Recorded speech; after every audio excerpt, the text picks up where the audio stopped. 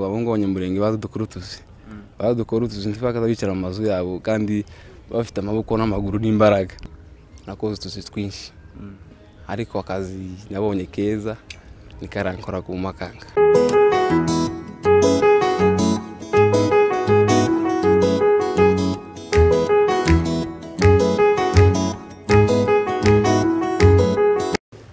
Tubahaye ikaze inshuti bakunzi ba Metos TV mwese muherereye ku migabane itandukanye, twizere ko muri amahoro. Nje kuri microphone nitwa Hosbon Nyamusebenge, naho kuri kamera murahabona umutumirwa. Tituri muvugeho byinshi, reka dutangire tumusaba yibwira abadukurikiye. Amazina yanjye bangita Nzabakiza ngo nditanga, ndo umugorora, ndo mwishwa abasinzira bakabakaba. Nzabakiza rubatse bado sindubaka. Urabipanga ryari? Wenda nko muri myaka ibiriza. Mu myaka ibiriza. Imyaka ufite fiance? Fiance arahari.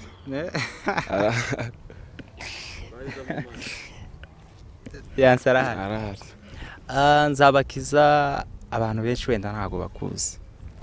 Wibwiranye hano turi ni? Hano turi Kitengera. Mu yentara Ya Cyangombe. Ku mugabane ya Mpayinka. Umugabane? Hano nyine Kitengera. Rero twakumenye nk'umuntu ukora akazi, umusore wahagurukiye akazi ubundi. Abantu benshi bashobora kuba batakuza, ariko rumwe mu basore b'abanyamurenge bakora bashirutse ubute. Ese duheze story ukuntu watangiye akazi kuva wagera hano muri Kenya? Nje kuva hano nagera muri Kenya nakoze utuzi twinshi ariko akazi nabonye keza nikarankora ku Makanga. Reka ukora akazi ko mu Makanga, ariko wowe uri gushaka kubyirukisha utwo tuzi twinshi nyine umuntu agenda ahera hasi ugenda uzamuka nk'ugwingo. Twongo ako niko novuga kambere keza nyine naje nibyo ndi kukubwira. Ako kakubereye keza, ariko n'utundi waradukoze kandi nti waburaye.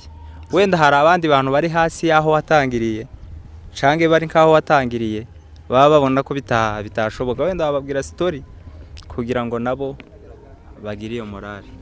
Natangiye ncuruza akabemba. Kucuruza akabemba karakurangura igitengero ukaza ugakaranga ukarakugurisha. Nagenda kugurisha ari stage kagenda n'amaguru kageraho bita Tafom.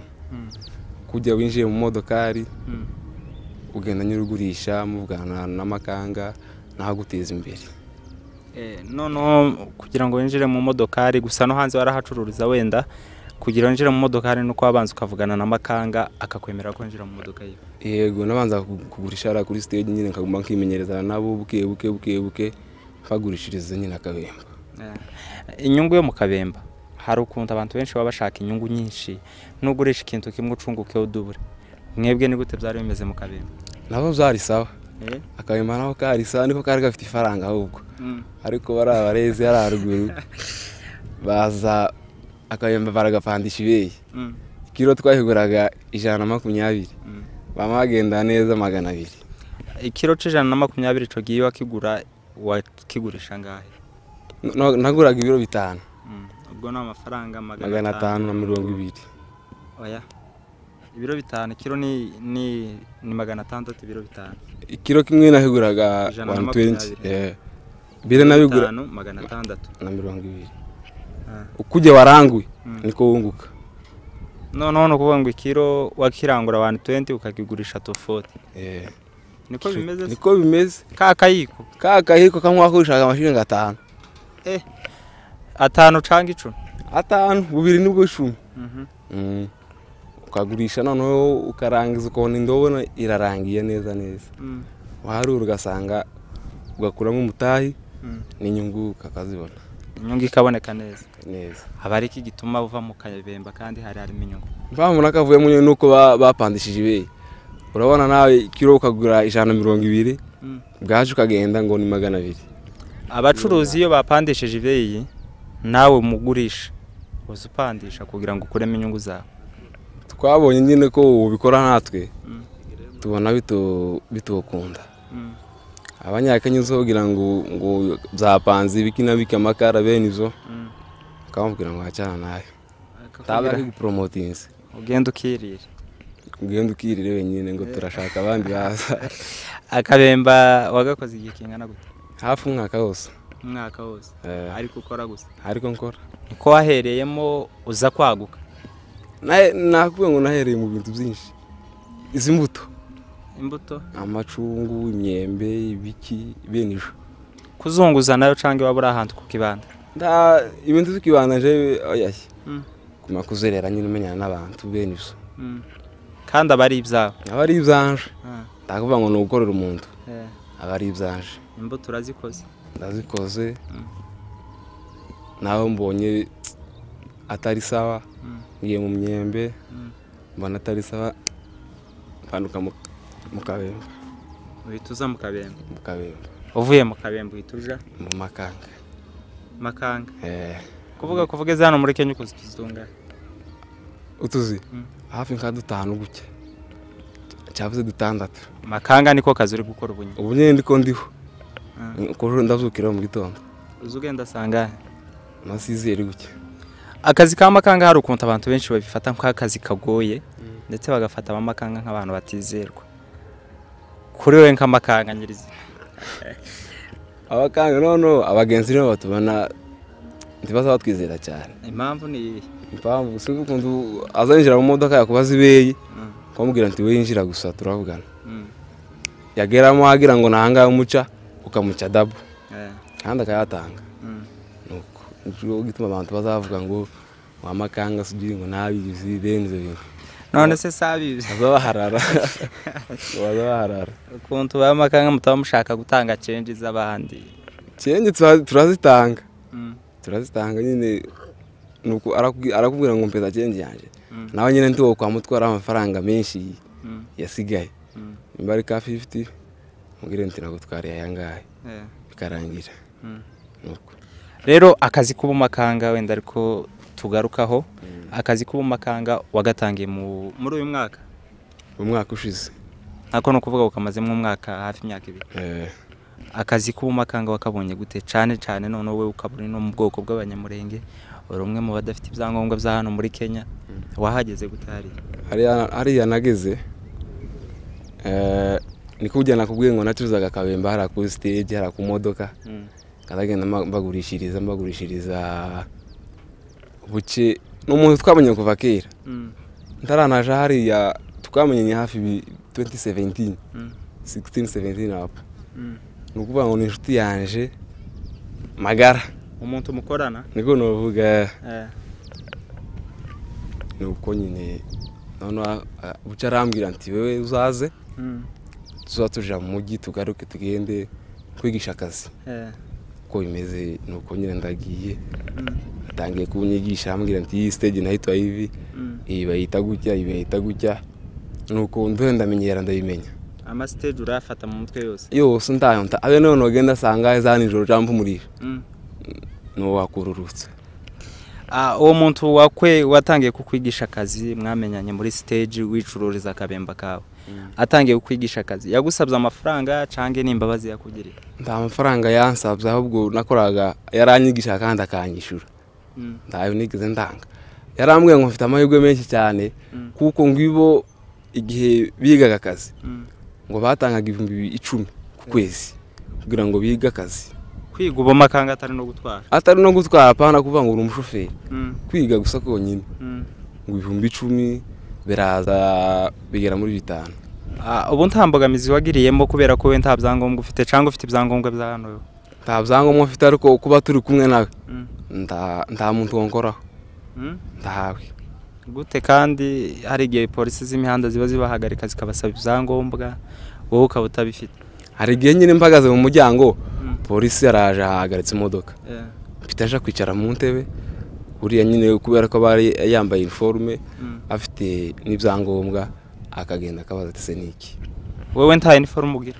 Ntayo nambaye. Mbandi umusevire gusa usanzwe. None Makanga baba mu byiciro bibiri. Hari Makanga uhamagara abantu, hakaba na Makanga utora amafaranga. Umukuru n'ubu?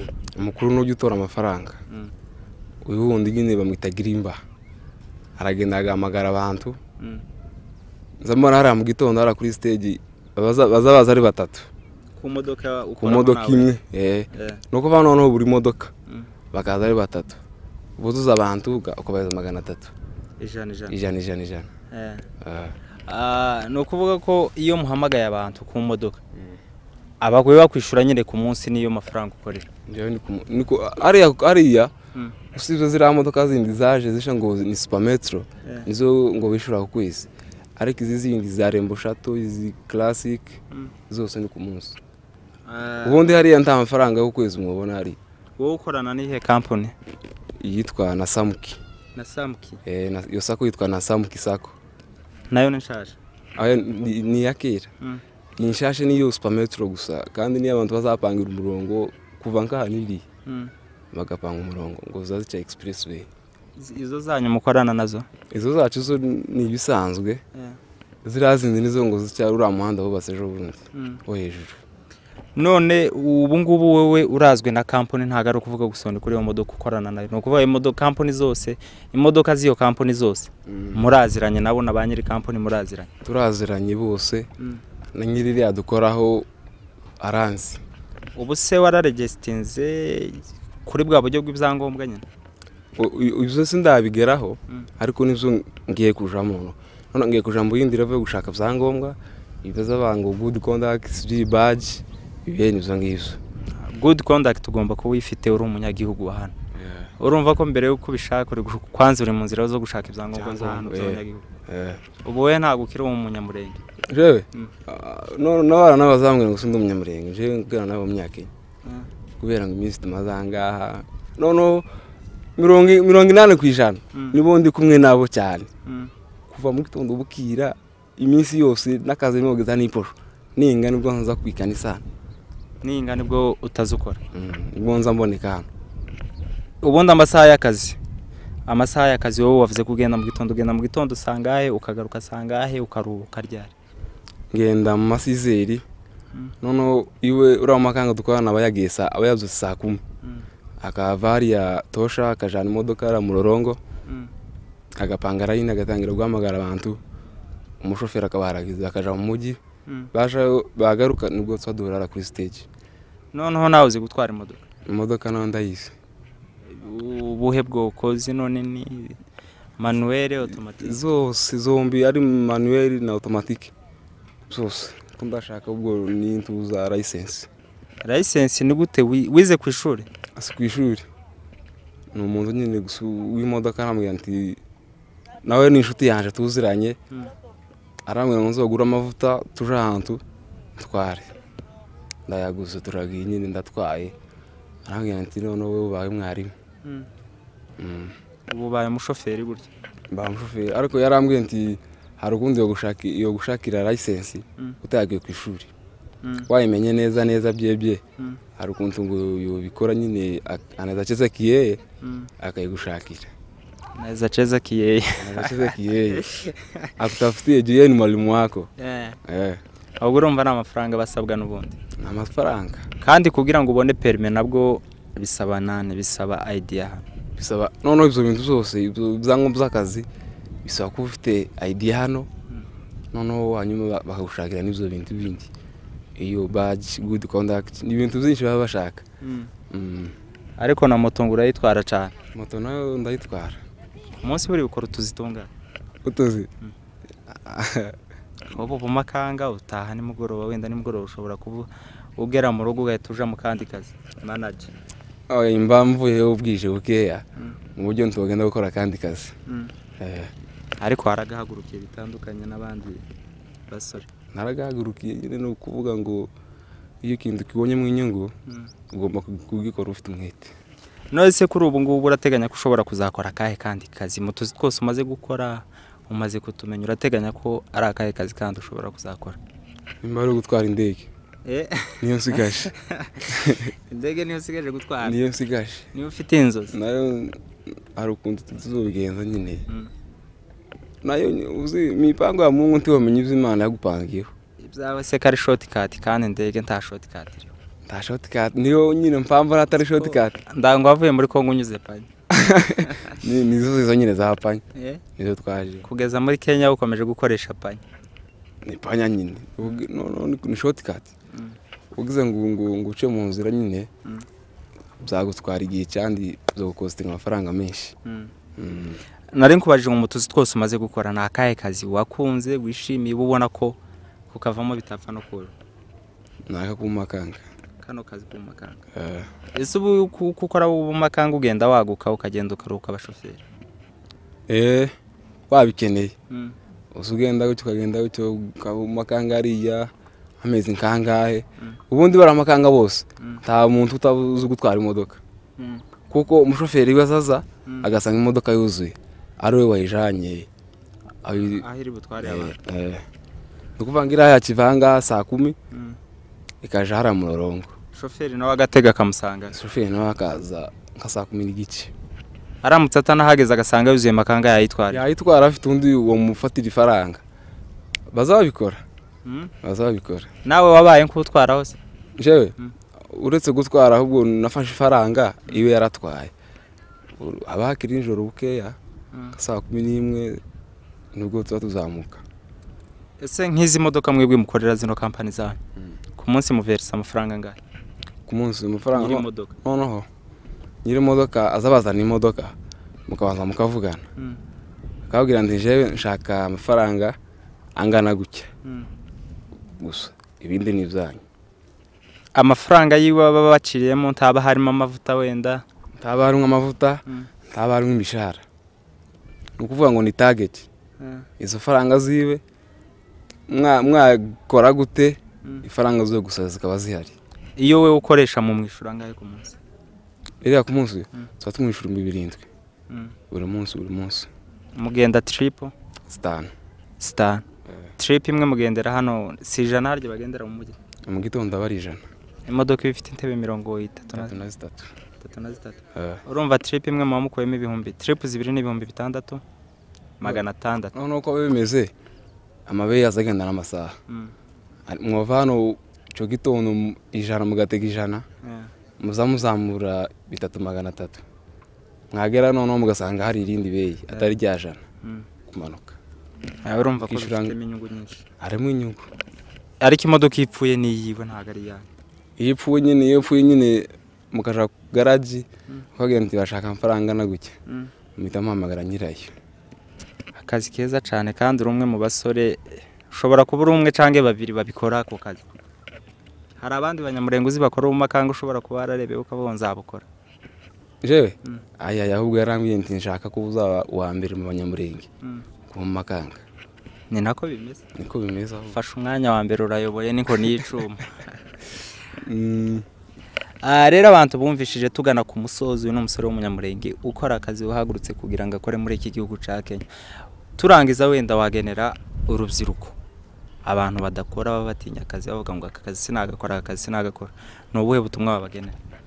Ubwo nabagenera bazoze bambone ni YBC bazoze baguruke bari ku bushango hangana muri Kenya n'ubu twajemo ndaguteta ndagutesi bazaze bakora akazi apana kwirirwa bajyanye mu nzu ngubwo bafite ngo harayige muri Amerika ngo sponsor so ngibyo abwo ntuna birebeho wewe aho bwabivuye hari gihe bwo cakubwira nti sinohereza ukabona ko bigiye kuba ibindi bintu ahubwo no gukora akazi umuntu amufite hari gihe atubikora nta kibazo ugira ukora muri zige zawe niko bimeze. Warovuze ngo YBC ibanga ushaka kubibira se bari babwiriye ibyo no bibira bazo bambora tuzavuga nabaje cyangwa uzabaca amafaranga? Nda amafaranga nzobaca kuko nari ntayo banki kubera ko benshi bari bukurikirana ikiganiro bibira iryo banga bazaze kukureba bafite hagace noneho bazoze tuzoja muri modoka yacu